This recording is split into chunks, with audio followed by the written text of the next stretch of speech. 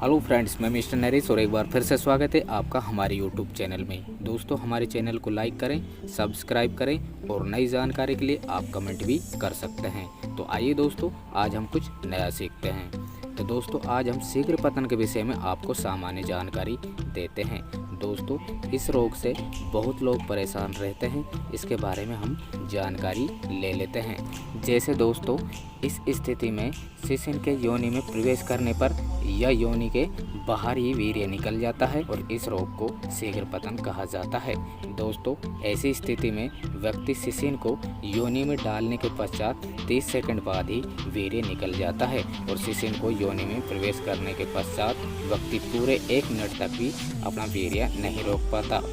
दोस्तों, अधिकतर 30 से 60 सेकंड का समय स्त्री की कामोत्तेजना को शांत करने के लिए पर्याप्त होता है।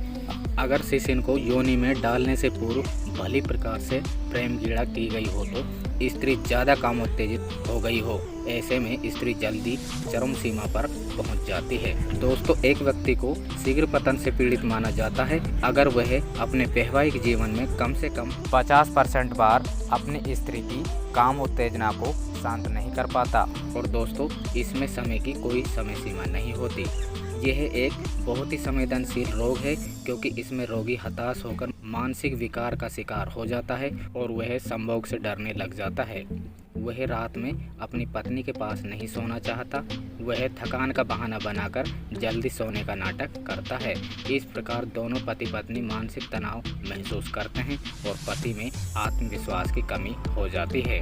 दोस्तों, इस रोग के प्रमुख कारण हो सकते हैं जैसे अत्यधिक हस्तमैथुन, अनुभव की कमी व मानसिक तनाव भी हो सकता है। और दोस्तों, आत्मविश्वास की कमी और ज़्यादा दिनों के बाद संभोग करने से भी यह रोग देखने को मिलता है।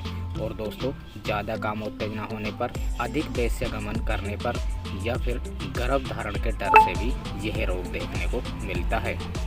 दोस्तों, शरीर में कमजोरी से व वीर्य पतलापन के कारण भी यह रोग सबसे ज़्यादा देखने को मिलता है। और दोस्तों, देखा गया है कि सबसे ज़्यादा सेक्स संबंधी किताबें या फिल्म देखने से भी यह रोग देखने को मिलता है। इस रोग के प्रमुख लक्षण देखने को मिलते हैं जैसे शीघ्र पतन का रोगी अंदर से भयभीत रहता है और घबराहट व परेशानी से चिड़चिड़ा रहता है। संभोग काल भी बहुत कम होता है। और दोस्तों, जनेंद्रियों को छूने से ही वीर्य निकल जाता है और शिशु को योनि में डालते ही उसका वीर्य पतन हो जाता है। और दोस्तों, बाद में तो संभोग क्रिया ध्यान मात्र से ही वीर्य निकल जाता है और रोगी को निराशा भी आ जाती है। और दोस्तों, बहुत से दंपति गर्भ धारण के भय से कपड़े पहने ही काम उत्तेजना को शांत करने की कोशिश करते हैं। इसमें पुरुष शीघ्र पतन का आदी हो जाता है। गर्भ धारण के भय से जो दंपति विथड्रॉल तकनीक अपनाते हैं, इसमें यह रोग बहुत देखने को मिलता है।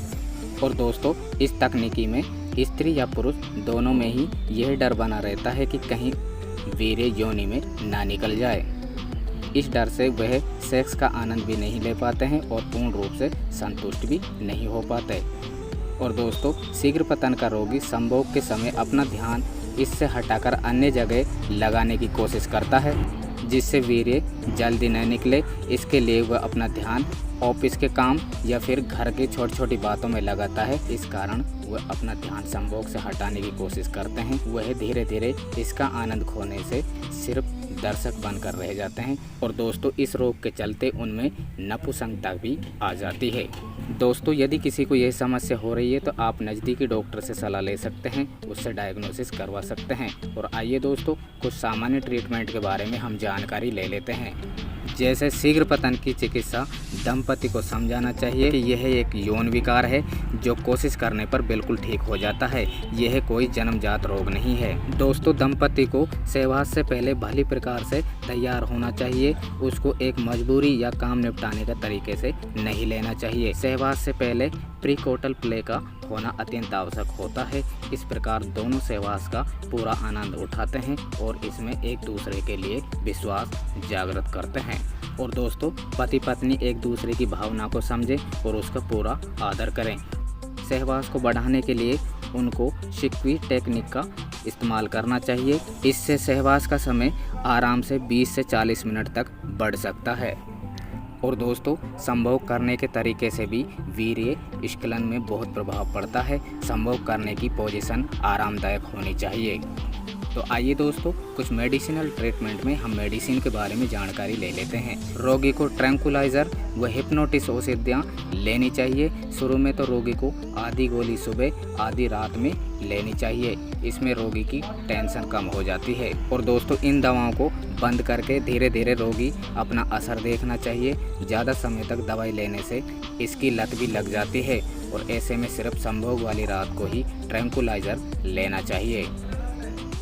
और दोस्तों शिशिन के ज़्यादा संवेदनशील होने के कारण भी कई लोग शीघ्र पतन का शिकार हो जाते हैं। दोस्तों मार्केट में बहुत सी क्रीम या जेली आती हैं। शिशिन के मुंड पर लगाने से वह भाग सुन्न पड़ जाता है और संवेदनशीलता कम पड़ जाती है। और दोस्तों रोगी को टेंटेक्स फोर्ट व वीर्य पौष्टिक चूर्ण का भी इस्तेमाल करना चाहिए। और अधिक से अधिक जानकारी के लिए आप इस चैनल पर बने रहें और बेल आइकन दबाना ना भूलें, जिससे हमारी नई वीडियो का नोटिफिकेशन आपको आता रहे।